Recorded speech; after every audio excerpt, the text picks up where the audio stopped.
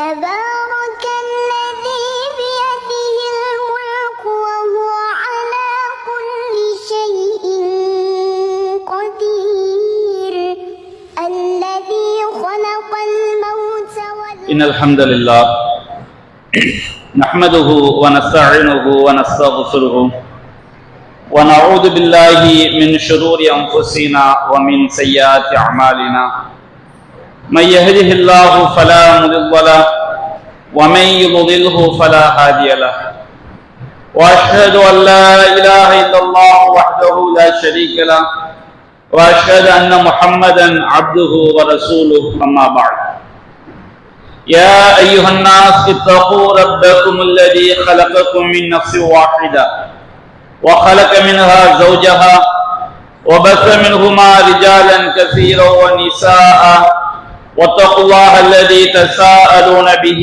والأرحام إن الله كان عليكم رقيبا يا أيها الذين آمنوا اتقوا الله حق تقاته ولا تموتن إلا وأنتم مسلمون يا أيها الذين آمنوا اتقوا الله وقولوا قولا سديدا يصلح لكم أعمالكم ويغفر لكم ذنوبكم ومن يطع الله ورسوله فقد فاز فوزا عظيما إن أصدق الحديث كتاب الله وخير الهدي هدي محمد وشر الأمور محدثاتها وكل محدثة بدعة وكل بدعة ضلالة وكل ضلالة في النار اللهم صل على محمد وعلى آل محمد كما صليت على إبراهيم وعلى آل إبراهيم إنك حميد مجيد اللهم بارك على محمد وعلى آل محمد كما باركت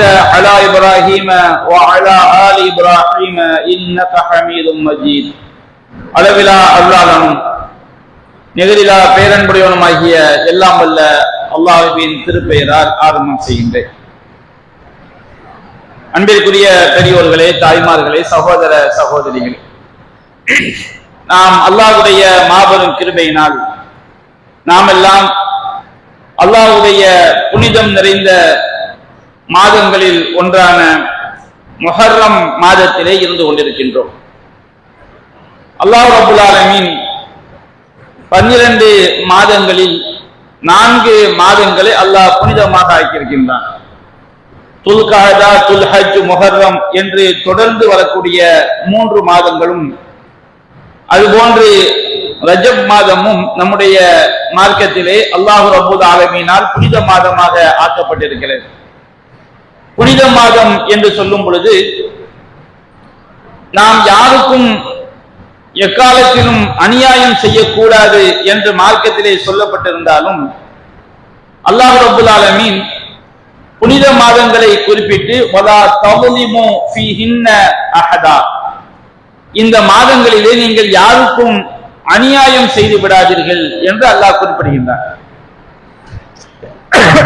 அநியாயம் செய்வது பெரும்பாவமாக கருதப்பட்டாலும் இந்த மாதங்களில் செய்யக்கூடிய அநியாயம் என்பது அதைவிட பெரும்பாவமாக கருதப்படும்.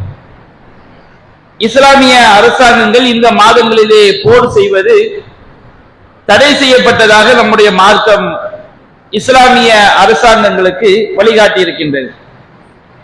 இந்த முஹர்ரம் மாதம் என்பது பல்வேறு சிறப்புகளை தாங்கி நிற்கின்றது. அதில் ஒன்றுதான் முஹர்ரம் 10வது நாள் நாம் நோக்கக்கூடிய ஆஷூரா நோன்பு என்பது.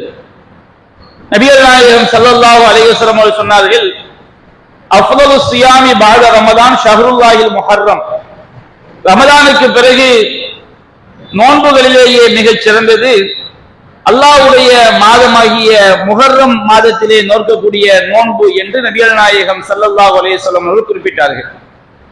இந்த முஹர்ரம் மாதம் அல்லாஹ்வுடைய மாதம் என்று அல்லாஹ்வின் தூதர் குறிப்பிடுகின்றார்கள்.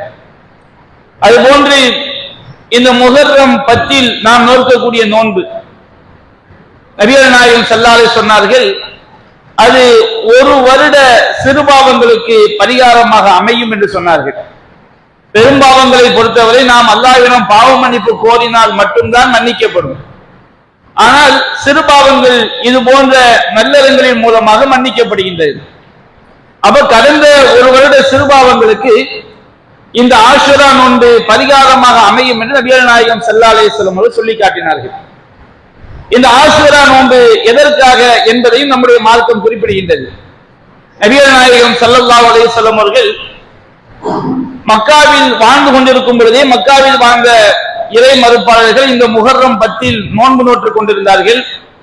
நபிகள் நாயகம் ஸல்லல்லாஹு அலைஹி வஸல்லம் அவர்கள் இறை தூதராக ஆன பிறகும் மக்காவுடைய வாழ்க்கையில் முஹர்ரம் 10 நோன்பு நோற்றுக் கொண்டிருந்தார்கள்.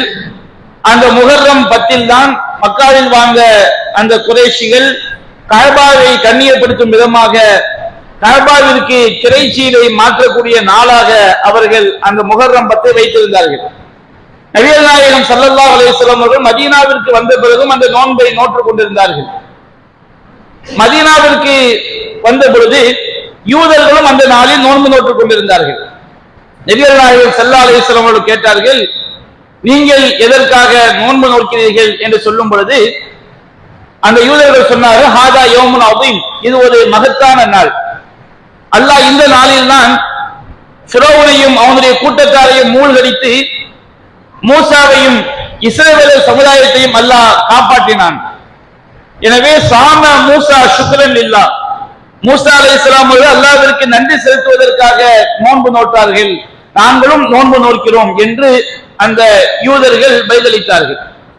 நபிகள் நாயகம் ஸல்லல்லாஹு அலைஹி வஸல்லம் சொன்னார்கள், நஹ்னு அஹப்பு பி மூசா மின்கும், உங்களை விட மூசாவிற்கு கொள்கையால் மிக நெருக்கமானவர்கள் நாங்கள் தான்.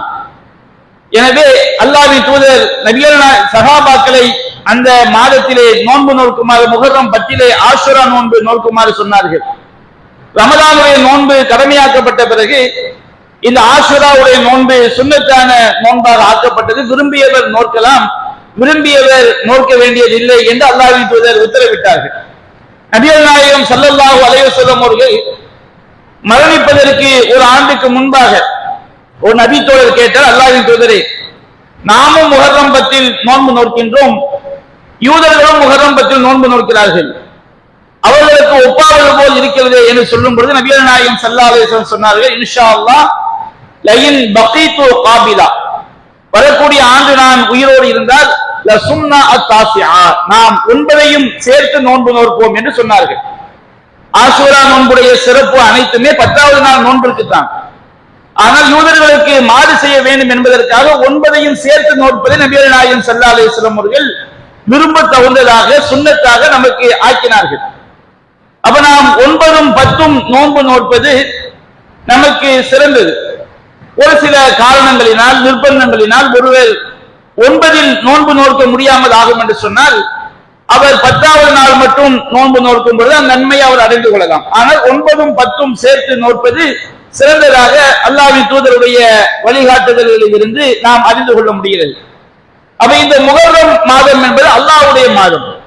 ஆனா ரப்புக்கும் ஆலா, நான் தான் மிகப்பெரிய கடவுள் என்று சொல்லிக் கொண்டிருந்த அகம்பாவம் பிடித்த ஆணவம் பிடித்த ஃபிரௌனையும் அவருடைய கூட்டத்தாரையும் அல்லாஹ் மூழ்கடித்து மிகவும் சிறுபான்மை சமுதாயமாகவும் முஸ்லிம்கள் என்பதற்காகவே துன்புறுத்தப்பட்டுக் கொண்டிருந்த இஸ்ரவேல் சமுதாயத்தையும் மூசா அலைஹிஸ்ஸலாம் அவர்களையும் அல்லாஹ் காப்பாற்றிய நாள் இந்த முஹர்ரம் 10வது நாள் என்று சொல்லக்கூடிய ஆஷுரா. ஆஷுரா என்றால் 10வது என்ற அதனுடைய பொருள்.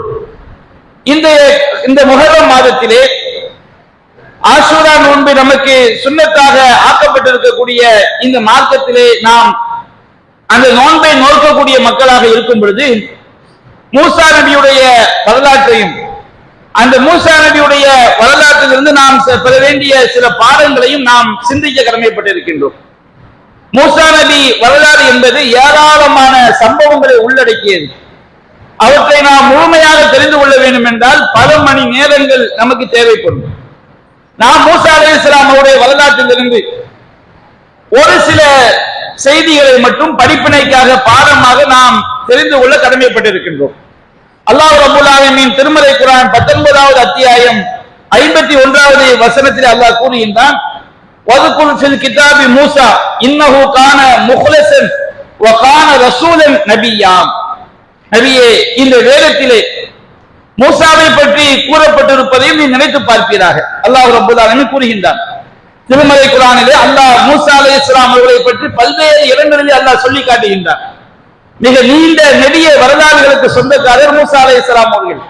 அப்ப அல்லாஹ் கூறுகின்றான், இந்த வேதத்திலே மூசாவை பற்றி சொல்லப்பட்டிருப்பதையும் நீர் மக்களுக்கு நினைவூட்டுவீராக, நினைத்து பார்ப்பீராக. இன்னஹு கான முஹ்லஸன், மூசா அலைஹிஸ்ஸலாம் அவர்கள் இறைவனால் தேர்ந்தெடுக்கப்பட்ட ஒரு அடியாராக இருந்தால், வகான ரசூலன் நபியா, அவர் ரசூலாகவும் நபியாகவும் இருந்தால் என்று அல்லாஹ் குறிப்பிடுகின்றார். மூசா அலைஹிஸ்ஸலாம் அவருடைய வரலாற்றிலே நம்முடைய இஸ்லாமிய சமுதாயத்தோடு நபிகள் நாயகம் ஸல்லல்லாஹு அலைஹி வஸல்லம் உடைய வாழ்க்கையோடு பின்னி பிணைந்த பல சம்பவங்கள் இருக்கிறது.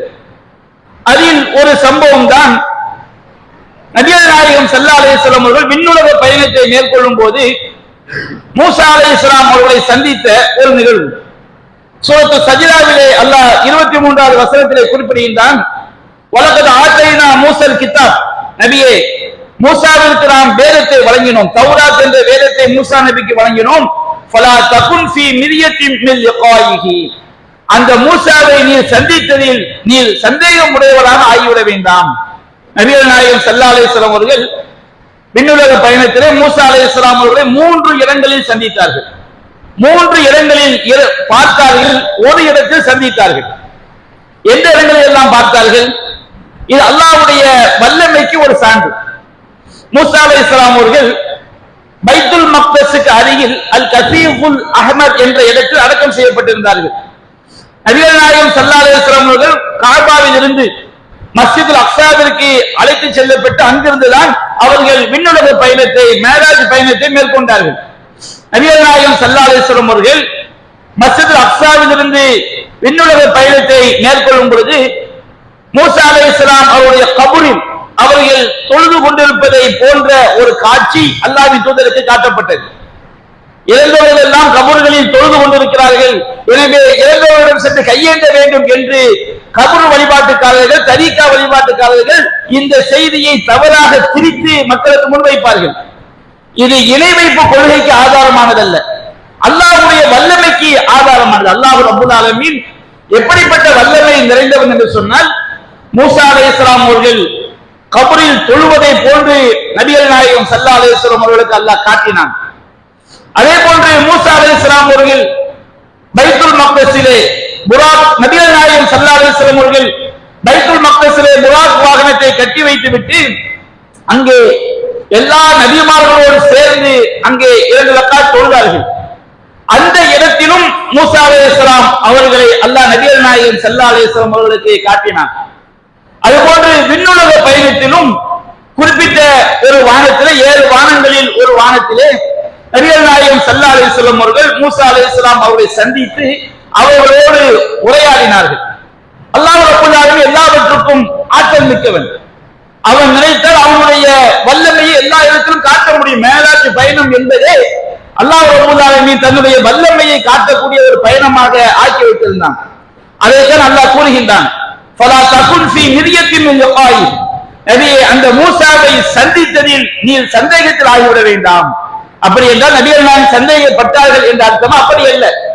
திருமலை குர்ஆனில் நபிகள் நாயகத்தை நோக்கி பேசக்கூடிய ஒவ்வொரு வார்த்தையும் ஒட்டுமொத்த உம்மத்துகளுக்கும், ஒட்டுமொத்த மனித சமுதாயத்தை நோக்கி அல்லாஹ் பேசக்கூடிய வார்த்தை.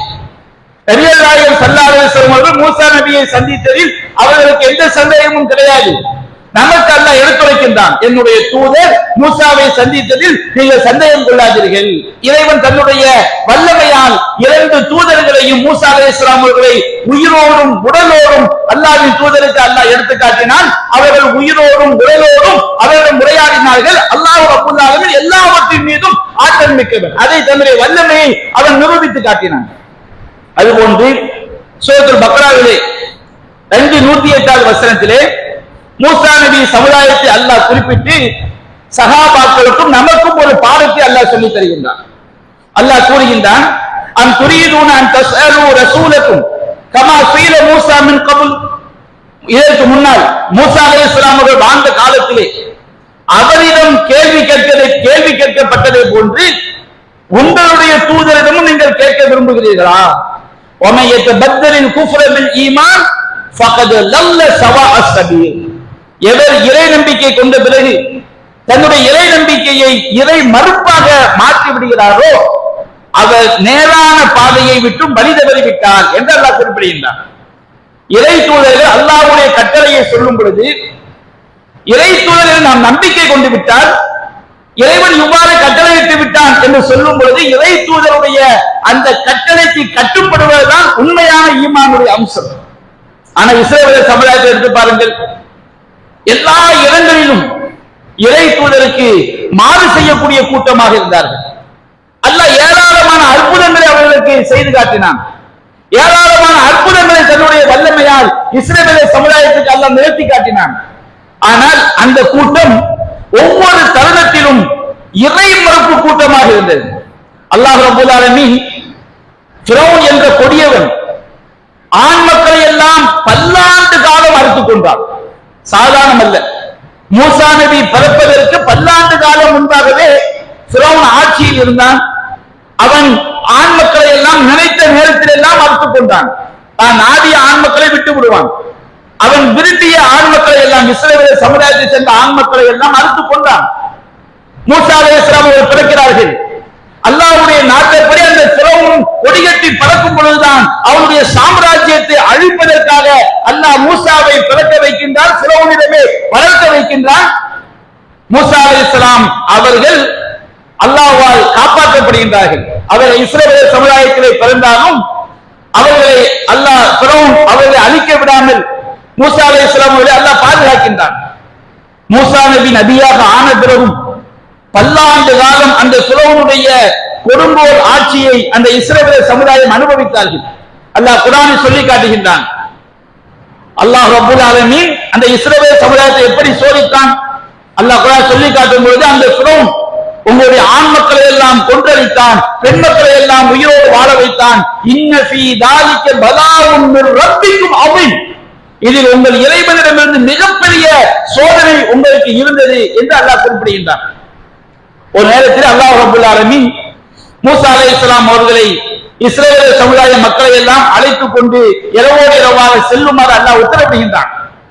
மூசா அலைஹிஸ்ஸலாம் அவர்கள் தங்களுடைய சமுதாயத்தை அழைத்துக் கொண்டு செல்கிறார்கள். செல்லும் பொழுது மிகப்பெரிய கடல் அங்கே குறுக்கிடுகின்றது. ஃபிரௌன் என்ன செய்கின்றான்? அவன் மிகப்பெரிய படை பலத்தோடு, மிகப்பெரிய ஆணவத்தோடு, அக்கிரமத்தோடு அவன் மூசா அலைஹிஸ்ஸலாம் அவருடைய சமுதாயத்தை விரட்டி கொண்டு வருகின்றான். அங்கே கடல் குறுக்கிடுகின்றது. அப்பொழுது மூசாவுடன் வந்த அந்த தோழர்கள் எல்லாம் சொல்கின்றார்கள், காலா சஹாபு மூசா இன்னாத முதலக்கூன். மூசாவுடைய சஹாபாக்கள் சொன்னார்கள், நாம் மூழ்கடிக்கப்பட்டு விட்டோம், நாம் மாற்றிக்கொண்டோம், ஃபிரௌனிடம் பிடிபட்டு விட்டோம். முன்னால் சென்றால் கடல், பின்னால் திரும்பி சென்றால் ஃபிரௌனுடைய பெரும் படை. ஃபிரௌனுடைய படை என்று சாதாரண படை அல்ல. இன்றைய அமெரிக்கா, ரஷ்யா போன்ற வல்லரசுகளை எல்லாம் தாண்டிய வலிமை அன்றைய காலத்தில் அவனுக்கு இருந்தது. அல்லாஹ் சொல்லும் போது ஃபிரௌனின் அவுத்தாத். அவுத்தாத் என்றால் என்ன? மலைகளை அல்லாஹ் சொல்லும் பொழுது இந்த மலைகள் பூமிகளுக்கு முளைகளாக ஆக்கப்பட்டிருக்கிறது. அல்லாஹ் கூறிய ஜிபாத அவுத்தாதா. அல்லாஹ் சொல்லும்போது பூமியினுடைய அடுக்குகள், பூமி அது நடுங்காமல் இருப்பதற்காக மலைகளை நாம் முளைகளாக ஊன்றி இருக்கிறோம் என்று அல்லாஹ் குறிப்பிடுகின்றான். ஃபிரௌனுடைய படை வலிமையை பற்றி அல்லாஹ் ஒப்பிட்டு சொல்லும் போது ஜிபாத அவுத்தாதா, மலை போன்ற உறுதி கொண்ட பெரும்படை. ஃபிரௌனுடைய படை சாதாரண படை அல்ல, சாதாரண படை அல்ல, மலை போன்ற உறுதி கொண்ட பெரும்படை என்று படைத்த ரப்புல் ஆலமீனை வர்ணிக்கிறான் என்று சொன்னால் அந்த படையினுடைய வலிமை என்ன? சாதாரண மக்களால் வெற்றி கொள்ள முடியாத ஒரு படையை வைத்திருந்தான். அப்படி அந்த பலவீனமான ஈமான்தாரிகள், ஆயுத மரபில்லை, சொந்த நாடு கிடையாது, பல்லாண்டு பல்லாண்டு காலம் அந்த ஃபிரௌனினால் கொடுமைப்படுத்தப்பட்ட மக்கள், கொல்லப்பட்ட மக்கள், அவர்கள் சொல்கிறார்கள், நாம் பிடிபட்டு விட்டோம். அப்போது மூசா நபி சொன்னார், கல்லா, அவ்வாறல்ல, நீங்கள் பிடிபடவில்லை, இன்னமரி ரப்பி சயஹ்தீன், என்னோடு என்னுடைய இறைவன் இருக்கிறான், அவன் எனக்கு வழிகாட்டுவான் என்று சொன்னவுடன் அல்லாஹ்விடமிருந்து உத்தரவு வருகிறது, அனவிரிப்பி அசாக்கல் பஹர், மூசாவே உமது கைத்தடியால் கடலை அடிப்பீராக. மூசா அலைஹிஸ்ஸலாம் அடித்தார்கள். கடல் பிளந்தது. ஒவ்வொரு பிளவும் பெரும் மலை போன்ற ஆனது. நாம சாதாரணமா ஒரு தரையில தண்ணி ஊத்துறோம் வச்சுக்கிடுங்க, மழை பொழிந்து தரை ஈரமாக இருக்கிறது என்றால் அந்த தரை மழை நின்றாலும் தண்ணீர் உறிஞ்சப்பட்டாலும் சகதியாக இருக்கும். ஈரத்தன்மை மாறுவதற்கு பல நாட்கள் ஆகும், நாம் அன்றாடம் பார்க்கிறோம்.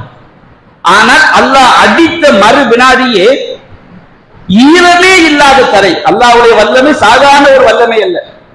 அல்லாஹ் காட்டிய அற்புதம் சாதாரண அற்புதம் அல்ல. அந்த கடல் கடுகளவு கூட ஈரம் இல்லாமல் அது பாதைகளாக பிறந்து ஈரமே இல்லாத ஒரு வழியை அல்லாஹ் ஏற்படுத்தி கொடுத்தான். அவ்வளவு பெரிய அதிசயத்தை அந்த சமுதாயம் பார்த்தார்.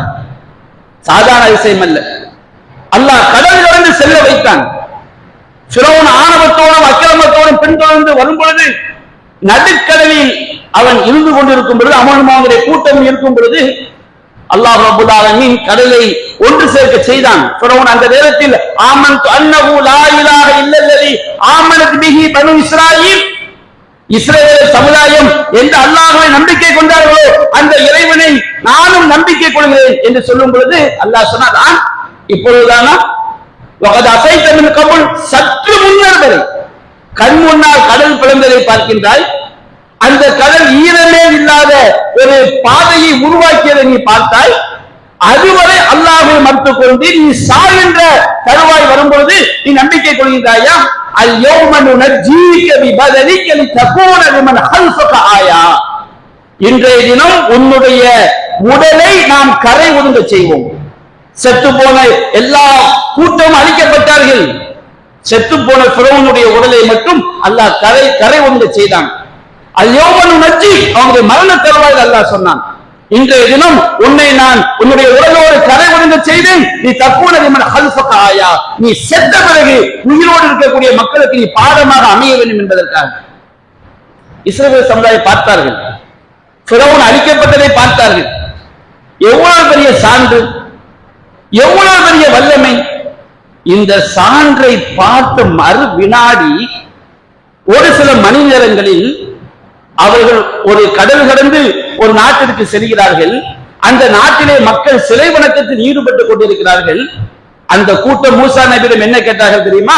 மூசாவே, இஜஅல்னா இலாஹன் கமாலஹும் ஆலிஹா, அவர்களுக்கு பல கடவுள்கள் இருப்பதை போன்று எங்களுக்கு ஒரு கடவுளை ஏற்படுத்தி விடுகிறார். சொல்லுவாங்களா இல்லையா?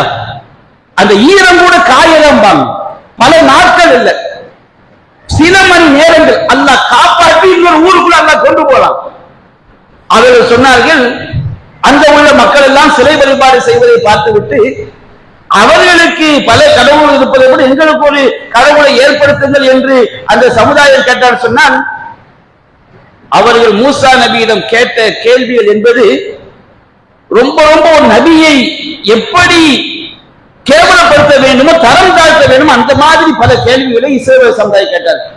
மூசா நபி சொன்னாங்க, அல்லாஹ் உங்களுக்கு ஒரு மாட்டை அறுக்குமாறு கட்டளையிட்டு இருக்கின்றான். ஒரு நபி கேள்வி பண்ணுவாங்களா அல்லாஹ் விஷயத்துல? அவங்க கேட்டா, காலு தத்தஹிதுனா ஹுசுவா, மூசாவே எங்களை நீ கேலி செய்கிறாயா, கேலி கூட எடுத்துக்கொண்டாயா? மூசா நபி சொன்னார், கால அஊது பில்லாஹி அன் அகூன மினல் ஜாஹிலீன், முட்டாள்களில் ஒருவனாவதை விட்டு நான் அல்லாஹ்விடம் பாதுகாப்பு தேடுகிறேன். உடனே அவங்க கேட்டாங்க, அப்படின்னா இது அல்லாஹ்வுடைய உத்தரவு தான், உத்தரவு மாட்டாருன்னா அதுக்க வேண்டியன? அவங்க கேட்டாங்க, அந்த மாடு எப்படி இருக்கும்? அப்போ மூசா நபி அல்லாஹ் சொல்றாரு, அந்த மாடு ஒரு கன்றும் கிடையாது, கிழடும் கிடையாது, கிழட்டு மாடும் கிடையாது, கண்ணுக்குட்டியும் கிடையாது, ரெண்டுக்கும் நடுத்தரமான ஒரு மாடு.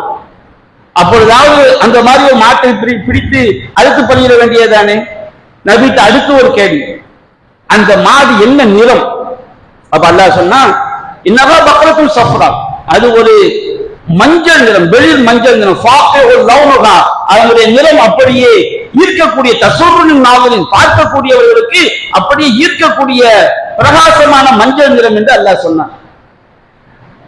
அடுத்து கேட்டாங்க, இன்னல் பக்கத்து தஷாபக அலைனா, மாடு எங்களுக்கு ரொம்ப குழப்பமாயிடுச்சு, அது அல்லாஹ் இன்னொரு அடையாளத்தை கேளுங்க. அப்ப அல்லாஹ் சொன்னா, அந்த மாடு அது விவசாயத்தை, வயல்களை உழுவதற்கோ நீர் பாய்ச்சுவதற்கோ பழக்கப்படுத்தப்படாத ஒரு மாடு. உங்களுக்கு ஏவப்பட்டதை செய்யுங்கள் சொல்லும் போது இவ்வளவு கேள்வி கேட்டு இவ்வளவு அடையாளங்கள் அல்லாஹ் சொன்னான்ல, அதுக்கு பிறகு இறைவன் சொன்னபடி அந்த காரியத்தை செய்ய வேண்டும் அல்லவா? அல்லாஹ் கூறுகின்றான்,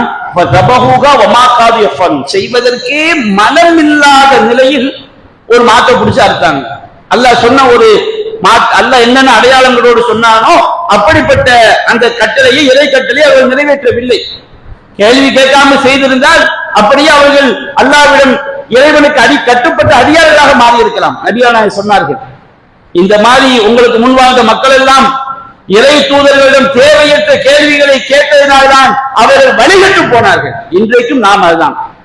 அல்லாஹ்வுடைய தூதருடைய பல ஹதீஸ்கள், இறை தூதர் நமக்கு மத்தியிலே உயிரோடு இல்லை என்று சொன்னாலும் இறை தூதர் உயிரோடு வாழ்ந்தால் நம்மிடம் எப்படி பேசுவார்களோ அந்த திருமறை வசனங்களும் ஹதீஸ்களும் பாதுகாக்கப்பட்டிருக்கிறது. ஆனால் சுன்னாவிற்கு மாற்றமாக, குர்ஆனுக்கு மாற்றமாக ஏராளமான காரியங்கள் செய்கிறோம். இதையெல்லாம் மாற்றத்துக்கு மாற்றம் என்று சொல்லும் பொழுது அன்றைய மூசாவிடம் இஸ்ரவேல் சமுதாயம் எப்படிப்பட்ட கேள்விகளை கேட்டார்களோ அது போன்ற கேள்வி இன்றைக்கு நாமும் கேட்கிறோம். நாம் நினைத்துக் கொள்கிறோம், நாம் நபிகள் நாயகத்தை நோக்கியா கேட்கிறோம் என்று. நபிகள் நாயகத்துடைய சுன்னாவை நோக்கி கேட்பதும், குர்ஆனை நோக்கி கேட்பதும், அல்லாஹ்வின் தூதரை நோக்கி கேட்பதை போன்றுதான். அல்லாஹ் நமக்கு சொல்லி காட்டுகின்றான், அன் துரீதுன அன் தஸலு ரசூலக்கும் கமா சுயில மூஸா மின் கப்ல்.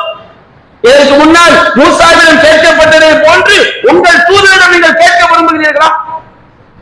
அல்லாஹ்வின் தூதர் சொன்னார்கள் என்று உறுதிப்பட்டு விடும் என்றால் அதற்கு அப்படியே முழுமையாக கட்டுப்படுவதுதான் ஒரு ஈமான்தாருடைய பண்பு என்பதை நாம் மறந்துவிடக் கூடாது. இஸ்ரவேல் சமுதாயம் கேட்டாங்க மூசா நபிட்ட, காலூன நூமின லக ஹத்தா நரல்லாஹ ஜஹ்ரா, நாங்கள் அல்லாஹ்வை கண் முன்னால் பார்க்கும் வரை நம்பிக்கை கொள்ள மாட்டோம். எப்படிப்பட்ட ஆணவமான கேள்வி பாருங்க. ஈமான் என்பதே அல்லாஹ் நம்பினால் சொர்க்கத்தை தருவதற்காக தேர்ந்தெடுத்த வாழ்க்கை இந்த உலக வாழ்க்கை. பார்த்தால் நம்புவேன் என்றால் நாத்தியவாதிகள் நம்பிவிட்டு போயிடுவானு. ஒரு மூமினுக்கு சொர்க்கத்தை பெறுவதற்குரிய நம்பிக்கை அதில் என்ன இருக்கிறது? அல்லாஹ்வின் மீது அசைக்க முடியாத நம்பிக்கை வைப்பதற்கு, ஈமான் கொள்வதற்கு என்ன இருக்கிறது? அல்லாஹ் இந்த உலகத்தை, உலக வாழ்க்கை சோதனையாக படைத்திருக்கிறான். நம்பியவனுக்கு அழியாத சொர்க்கம் இருக்கிறது, நிரந்தரமான வாழ்க்கை இருக்கிறது. நம்பாதவனுக்கு நிரந்தரமான நரகம் இருக்கிறது. நீ நரகம் பொய் என்று சொன்னால் நம்பாமல் இருந்து கொள்ளும், அதனுடைய விளைவை நீ சந்திப்பாய். அதனால இஸ்ரவேல் சமுதாயம் கேட்டார்கள், அல்லாஹ்வை நேரடியா பார்த்தா தான் நான் நம்புவேன்னு கேட்டாங்க. அல்லாஹ் ரப்பல் ஆலமீன் பயங்கரமான இடி முழக்கத்தால் அந்த சமுதாயத்தை சாகடித்தான். பிறகும் செத்த பிறகும் உயிர்ப்பிக்கப்பட்ட சமுதாயம் இஸ்ரவேல் சமுதாயம். உலகத்தில் யாருக்கும் இப்படி ஒரு கருணையை அல்லாஹ் காட்டவில்லை. அதான் சொல்லுகின்றான், பல்லத்துக்கும் அதில் ஆலமீன் அகிலத்தாரை விட உங்களை நான் சிறப்பித்தேன். நமக்கெல்லாம் உள்ள சிறப்பை விட இஸ்ரவேல் சமுதாயத்துக்கு என்ன சிறப்பு தெரியுமா? அல்லாஹ் ரப்பல் ஆலமீன் தொடர்ச்சியாக நபிகளை நபிமார்களை அனுப்பி கொண்டே இருந்தான். நபிமாவுடைய பெயர் நமக்கு சொல்லப்படவில்லை. ஈசா ஈசா அலைஹிஸ்ஸலாம் அவர்கள் வரை இஸ்ரவேல் சமுதாயத்துக்கு தொடர்ச்சியாக நபிமார்கள். ஒரு நபி மரணித்து விட்டால் அடுத்த ஒரு நபி, அந்த நபி மக்களுக்கு வழிகாட்டுவார். தொடர்ச்சியான ஆட்சி இஸ்ரவேல் சமுதாயத்திற்கு அல்லாஹ் ரப்பல் ஆலமீன் பல நாடுகளுக்கு அவர்களை அதிபதியாக ஆக்கி வைத்தாங்க. அவ்வளவு பெரிய பாக்கியத்தை அல்லாஹ் கொடுத்தும் மூசா நபியுடைய காலத்துல ஃபிரௌனை எல்லாம் அழித்து பல தேசங்களுக்கு அவர்களை அல்லாஹ் ஆட்சியாளர்களாக ஆக்கினான். அந்த பலவீனமான சமுதாயம் மன்னர்களாக மாறினார்கள். அவர்களுக்கு அல்லாஹ் நபிமார்களை புரட்சியாக கொடுத்தான். அப்போ ஒரு ஊருக்குள்ள நுழையும் போது எகிப்து தேசம் அவர்களுக்கு வாக்களிக்கப்பட்ட ஒரு பூமி, பரிசுத்தமான பூமி, அந்த தேசத்திற்குள் நுழையுங்கள் என்று அல்லாஹ் சொல்கிறான் மூசா நபியுடைய காலத்துல. அப்போ அவங்க என்ன செய்யறாங்க, மூசாவே அந்த பலஸ்தீன் இப்ப இருக்கக்கூடிய ஷாம் தேசம், ஷாம் என்று சொன்னால் சிரியா பலஸ்தீன் எல்லாம் சேர்ந்த அந்த பூமி தான் ஷாம் என்பது. மூசா நபியுடைய காலத்தில் அந்த சமுதாயத்திற்கு அல்லாஹ் வாக்களிக்கப்பட்ட பூமியாக ஆக்கியிருந்தான். மூசா நபியை நம்பிக்கை கொண்ட மூமின்களுக்கு. இன்றைக்கு யூதர்கள் அதைத்தான் இஸ்ரேல் எங்களுக்கு வாக்களிக்கப்பட்ட பூமி என்கிறார்கள். யூதர்களுக்கு வாக்களிக்கப்பட்ட பூமி அல்ல, முஸ்லிம்களுக்கு, மூசா நபியுடைய கொள்கையை பின்பற்றிய முஸ்லிம்களுக்கு வாக்களிக்கப்பட்ட பூமி அந்த சிரியா என்ற அந்த தேசம், ஷாம் என்ற தேசம். இன்றைக்கு பல நாடுகளாக பிரிந்திருக்கிறது. அந்த பலஸ்தீன், சிரியா எல்லாம் சேர்ந்துதான் ஒரு ஷாம் தேசமாக இருந்தது. அந்த நேரத்தில் அந்த ஊருக்குள்ள ஒரு கொடூரமான கூட்டம், அடக்குமுறை செய்யக்கூடிய கூட்டம் இருந்தார்கள். நீங்க அந்த ஊருக்குள்ள நுழைங்க, வரம்பு மீறிய கூட்டத்தோடு போரிடுங்கள், அல்லாஹ் உங்களுக்கு வெற்றியை தருவான் என்று சொல்லும் பொழுது அந்த கூட்டம் என்ன சொன்னாங்க தெரியுமா? இதுஹப் அன்த வ ரப்புக ஃபகாத்திலா, மூசாவே நீரும் உங்களுடைய இறைவனும் போய் போர் செய்வீராக, இன்னா ஆகுனா ஆயிடு, நாங்கள் இங்கே உட்கார்ந்து கொண்டிருக்கிறோம் என்று சொன்னார்கள். நபிகள் நாயகம் ஸல்லல்லாஹு அலைஹி வஸல்லம் அவர்கள் பத்ர் யுத்தத்திலே அவர்கள் இணை வைப்பாளர்களுக்கு எதிராக அல்லாஹ்வுடைய உதவியை கேட்டு கெஞ்சி பிரார்த்தனை செய்து அழுது கொண்டிருக்கும் போது அன்சாரிகளை சேர்ந்த மிக்தாத் ரலியல்லாஹு அன்ஹு அவர்கள் நபிகள் நாயகத்தை சந்தித்து சொன்னார்கள், அல்லாஹ்வின் தூதரே, அந்த இஸ்ரவேலர் சமுதாயம் மூசாவிடம் சொன்னார்களே, அது போன்று நாங்கள் சொல்ல மாட்டோம். இது அந்த ரப்புக ஃபகாத்திலா, நீரும் உங்களுடைய இறைவனும் போய் போர் செய்வீராக, இன்னா ஹாஹுனா காயிதுன், நாங்கள் இங்கே அமர்ந்து கொள்கிறோம் என்று அந்த கூட்டம் சொன்னார்களே, அதுபோல் நாங்கள் சொல்ல மாட்டோம். நாங்கள் உங்களுக்கு முன்னால் இருந்தும் பின்னால் இருந்தும் வலப்புறம் இருந்தும் இடப்புறம் இருந்தும் போர் செய்வோம் என்று அந்த வார்த்தையை சொன்னவுடன் அல்லாஹ்வுடைய தூதருடைய முகம் அப்படியே பிரகாசமாய் மலர்ந்தது என்ற செய்திகளை பார்க்கிறோம். மூசா அலைஹிஸ்ஸலாமுடைய வாழ்க்கையில் அல்லாஹ் நமக்கு பல்வேறு பாடங்களை அல்லாஹ் கற்றுத் தருகிறான். அதே போன்று அரபி மொழியை பொறுத்த வரைக்கும் முழுமையான ஆடை அணிந்திருக்கிறோம் பாருங்க, இது ஆடை அணிதல். இடுப்புல மட்டும் துண்டை கட்டி இருந்தா அது அரபி மொழியில நிர்வாணம் என்று சொல்லுவாங்க. அதாவது முழுமையா ஆடையே இல்லாமல் இருப்பதற்கு பேரும் நிர்வாணம். இடுப்புல ஒரு ஜட்டியை மட்டும் போட்டுக்கிறாங்க, துண்டை மட்டும் கட்டிக்கிறாங்க, இது நம்ம அரை நிர்வாணம் சொல்லுவோம். ஆனால் அரபி மொழியில இதையும் நிர்வாணம் என்பார்கள். நபிகள் நாயகம் ஸல்லல்லாஹு அலைஹி வஸல்லம் அவங்கள்ட்ட முதல் கூட்டம் வர்றாங்க, அவங்களுடைய அந்த ஆடைகள் எல்லாம் ஓட்டையா இருக்குது. அதை பற்றி வரும்போது அந்த கூட்டம் செருப்பணியாதவர்களாகவும் நிர்வாணிகளாகவும் வந்தார்கள். நிர்வாணம் ஏன் சொல்றாங்க? ஆடை கிழிந்திருந்தால் கூட அதை நிர்வாணம் என்று அரபி மொழியில குறிப்பிடுவாங்க. அப்போ இஸ்ரவேலர் மூசா அலைஹிஸ்ஸலாம் அவங்க ரொம்ப வெட்கத்தன்மை மிகுந்தவர்களா இருந்தாங்க. அரை நிர்வாண கோணத்துல கூட அவங்க பார்க்க முடியாது. நம்ம என்ன செய்வோம்? ஒரு துண்டை உடுத்துட்டு அல்லது மேல சட்டை போடாம கூட வெளியே போயிட்டு வந்துரும். சிலர் ரொம்ப வெட்கப்படுவாங்க. அந்த மாதிரி மூசா அலைஹிஸ்ஸலாம் அவங்க ரொம்ப கூச்ச சுபாவம் உடையவர்களாக இருந்தார்கள். அப்ப அவங்க மக்களோடு சேர்ந்து குளிக்க மாட்டாங்க. குளிக்கும் போது துண்டை கட்டிட்டு தானே குளிக்க முடியும். அப்ப தனியா போய் தான் குளிப்பாங்க. அப்ப அந்த மக்கள்லாம் ஒரு பேச்சு, இஸ்ரவேல் சமுதாயம் எப்படிப்பட்ட சமுதாயம் பாருங்க, தேவையில்லாத பேச்சு. மூசாவுக்கு விதை வீக்க இருக்குது அப்படி ஒரு கூட்டம் சொன்னாங்க, அவருக்கு குஷ்ட நோய் இருக்குது, அதையெல்லாம் நமக்கு தெரிஞ்சிடக்கூடாதுன்றதுக்கு தான் என்ன செய்யறாரு, தனியா போய் குளிக்கிறாரு அப்படின்னு இஸ்ரவேல் சமுதாயம் பேசிக்கொண்டார்கள். அப்ப அல்லாஹ் சொல்லி காட்டுகின்றான் 33வது அத்தியாயம் 69வது வசனத்துல, யா அய்யுஹல்லதீன ஆமனு லா தகூனு கல்லதீன ஆதவ் மூசா, மூசாவிற்கு துன்பம் தொல்லைகளை கொடுத்தார்களே அவர்களை போன்று நீங்கள் ஆகிவிடாதீர்கள். ஃபபர்ரஅல்லாஹு மிம்மா காலு, அவர்கள் சொன்னதை விட்டும் அல்லாஹ் மூசாவை தூய்மையாக்கினான் என்று அல்லாஹ் குறிப்பிடுகின்றான். வகான இன்தல்லாஹி வஜீஹா, அல்லாஹ்விடத்தில் அவர் உயர்ந்த அந்தஸ்துடையவராக இருந்தார். நபிகள் நாயகம் ஸல்லல்லாஹு அலைஹி சொல்லி காட்டுறாங்க, மூசா அலைஹிஸ்ஸலாம் ஒரு வெட்க சுபாவம் உடையவராக கூச்ச சுபாவம் உடையவராக இருந்ததுனால அவங்க எப்போதும் மக்கள் எல்லாம் 6 குளங்கள்ல குளிக்கக்கூடிய பழக்கம் இருக்கும்போது தனியாக குளித்துக் கொண்டிருந்தார். இஸ்ரவேல் சமுதாயம் இப்படி எல்லாம் நபி என்ன செஞ்சாங்க, கொச்சப்படுத்தினாங்க. அப்ப அல்லாஹ் என்ன செய்தான், ஒரு தடவை மூசா நபி தன்னுடைய உபரியான ஆடைகளை அணிந்து ஒரு கல்லுக்குள்ள வச்சுட்டு அவங்க குளித்துக் கொண்டிருக்கும் போது, நிர்வாணம் என்று சொன்னால் அதெல்லாம் முதல்ல தெளிவுபடுத்தினேன். நிர்வாணம் என்று சொன்னால் அரை நிர்வாணத்தையும் நிர்வாணம் என்று செய்வாங்க, அரபி மொழியில சொல்லுவாங்க. மூசா அலைஹிஸ்ஸலாம் அவர்கள் நிர்வாண கோலத்தில் இருந்தார் சொன்னால் அவர்கள் அரை நிர்வாணத்தோடு இருக்கிறாங்க. இடுப்புல மட்டும் ஒரு தம்ம துண்டை கட்டிட்டு குளிக்கிற மாதிரி அவர் குளித்துக் கொண்டிருக்கும் போது அல்லாஹ் அவர்களுடைய உடலில் குஷ்ட நோய் கிடையாது, அவர்களுக்கு எந்த பிரச்சனையும் இல்லை, இவர்கள் அவதூறு பரப்பக்கூடிய கூட்டம் என்பதை தெளிவுபடுத்துவதற்காக இறைவன் அங்கு ஒரு அற்புதத்தை நிகழ்த்தி காட்டுகிறான். திடீரென்று அந்த ஆடையோடு இறைவன் கல்லை பறக்க செய்கின்றான். மூசா அலைஹிஸ்ஸலாம் அவர்கள் அந்த கல்லை பின்தொடர்ந்து அவர்கள் செல்லும் பொழுது மக்கள் எல்லாம் பார்க்கிறார்கள், அவருடைய மேனில் எந்த குஷ்டமும் கிடையாது. அவங்க மூசா நபி அவதூறு பேசிய மாதிரி எந்த விதமான குறைபாடும் இல்லை, அவர் மனித படைப்பிலேயே மிக அழகிய ஒரு படைப்பாக இருந்தார் என்று நபிகள் நாயகம் ஸல்லல்லாஹு அலைஹி வஸல்லம் அவர்கள் சொல்லி காட்டினார்கள்.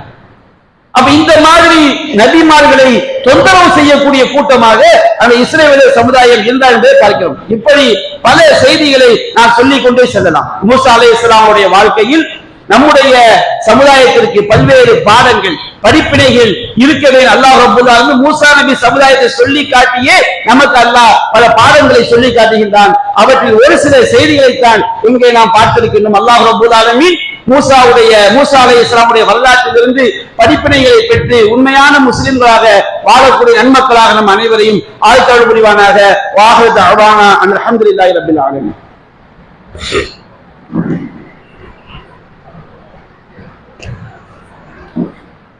அல்ஹம்துலில்லாஹி ரப்பில் ஆலமீன். அன்பிற்குரிய பெரியோர்களே, தாய்மார்களே, சகோதர சகோதரிகளே, இன்றைக்கு நமக்கு ஐங்கால தொழுகை கடமையாக்கப்பட்டிருக்கிறது. இந்த தொழுகை நமக்கு ஐங்கால தொழுகையாக அல்லாஹ் ஆக்குவதற்கு முன்பே அல்லாஹ் நாடிவிட்டார். என்றாலும் நபிகள் நாயகம் ஸல்லல்லாஹு அலைஹி வஸல்லம் அவர்கள் மேராஜ் பயணத்தில் அல்லாஹ் ஒரு சம்பவத்தை தன்னுடைய வல்லமையால் நிறுத்தி காட்டுகிறான். நபிகள் நாயகம் ஸல்லல்லாஹு அலைஹி வஸல்லம் அவர்களுக்கு அல்லாஹ் 50 நேர தொழுகையாக அல்லாஹ் கடமையாக்குகிறான். அல்லாஹ்வின் தூதர் 50 நேர தொழுகை அவர்களுக்கு அல்லாஹ் விதியாக்கியவுடன் அதை பெற்றுக்கொண்டு மூசா அலைஹிஸ்ஸலாம் அவர்களிடம் வருகிறார்கள். ஒவ்வொரு வானமாக கடந்து வரும் பொழுது ஒரு வானத்தில் மூசா அலைஹிஸ்ஸலாம் அவர்கள் சந்திக்கிறார்கள். அப்போ மூசா நபி கேட்கிறாங்க, என்ன நடந்துச்சு, என்ன செய்தி கேட்கும் போது அவங்க சொல்றாங்க, எனக்கு அல்லாஹ் 50 நேர தொழுகையை கடமையாக்கி இருக்கின்றான். அப்ப மூசா நபி சொல்றாரு, ஆனா அலமு பின்னாஸ், நான் மக்களை நன்றாக தெரிந்தவன்.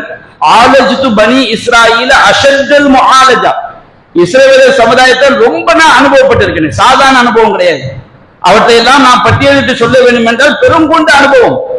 மூசா அலைஹிஸ்ஸலாம் சொன்னார்கள், நான் இஸ்ரவேல் சமுதாயத்திடம் மிக பெரும் அனுபவத்தை நான் அனுபவப்பட்டிருக்கின்றேன். இன்ன உம்மத்தக்கலா துத்தீக், உன்னுடைய சமுதாயம் 50 நேர தொழுகைக்கு சக்தி பெற மாட்டார்கள். ஃபர்ஜி இலா ரப்பிக், உம்முடைய இறைவனிடம் திரும்பி சென்று ஃபஸல்ஹு, அல்லாஹ்விடம் குறைத்து கேள். நபியால் நான் திரும்பி சென்று குறைத்து கேட்கின்றார்கள். 50 40 ஆக்கப்படுகிறது, 30 ஆக்கப்படுகிறது, 20 ஆக்கப்படுகிறது, 10 ஆக்கப்படுகிறது. ஒவ்வொரு தடவையும் மூசா அலைஹிஸ்ஸலாம் அப்படியே திருப்பி அனுப்புகிறார்கள். இறுதியில் 5ஆக ஆக்கப்படும் பொழுது நபிகள் நாயகம் மூசா அலைஹிஸ்ஸலாம் சொன்னார்கள், நான் இது எனக்கு போதுமானது சொல்லும் போது அல்லாஹ்வின் புறத்திலிருந்து ஒரு அசரீரி கேட்டது. அவர் சொன்ன அல்லாஹ் சொன்னான், அம்லைத்து ஃபரீலதி, என்னுடைய கடமையை நான் சட்டமாக்கி விட்டேன். வஹஃபஃப்து அன் இபாதி, என்னுடைய அடியார்களுக்கு நான் லேசாக்கி விட்டேன். வஅஜிஸி அல் ஹஸனத் அஷ்ரா, ஒவ்வொரு தொழுகைக்கும் நான் 10 மடங்கு கூலியை கொடுக்கின்றேன். ஒரு தொழுகையை நாம் தொழுதால் 5 நேர தொழுகை 10 நேர தொழுகை தொழுகை சமம். ஒரு சுபுகை நாம் தொழுதோம் என்றால் 10 சுபுகுடைய கூலி அல்லாஹ் நமக்கு தருகின்றார். 5 நேரம் நாம் தொழும் பொழுது 50 நேரத்துடைய கூலியை அல்லாஹ் மறுமையில் நமக்கு தருவான். இது மிகப்பெரிய ஒரு பாக்கியம். இந்த 50 நேர தொழுகை 5ஆக சுருக்கப்பட்ட அந்த சம்பவத்திலும் அல்லாஹ் ரப்பல் ஆலமீன் மூசா அலைஹிஸ்ஸலாம் அவர்களை அல்லாஹ் காரணமாக ஆக்கியிருக்கின்றான் என்பதை பார்க்கின்றோம். அதே போன்று நபிகள் நாயகம் ஸல்லல்லாஹு அலைஹி வஸல்லம் அவர்கள் ஒரு பயணத்தில் இருக்கும் பொழுது சஹாபாக்கள், புதிதாக இஸ்லாத்தை ஏற்றுக்கொண்ட சஹாபாக்கள், ஹுனைன் யுத்தம் அதிகமாக இருக்கிறாங்க. புதிதாக இஸ்லாத்தை ஏற்றுக்கொண்டவர்களுக்கு இஸ்லாத்துடைய அக்கீதா ஓரியதை கொள்கையை புரிவதற்கு கொஞ்சம் காலம் எடுக்கும். அப்ப புதிதாக மக்கா வெற்றியை தொடர்ந்து ஹுனைன் யுத்தம். அப்ப மக்கா வெற்றியோட ஏராளமான மக்கள் இஸ்லாத்தை ஏற்றுக்கொள்கின்றார்கள். அப்ப இஸ்லாத்தை ஏற்றுக்கொண்ட அந்த மக்கள் அதற்கு உடனேயே ஹுனைன் யுத்தத்துக்கு செல்றாங்க.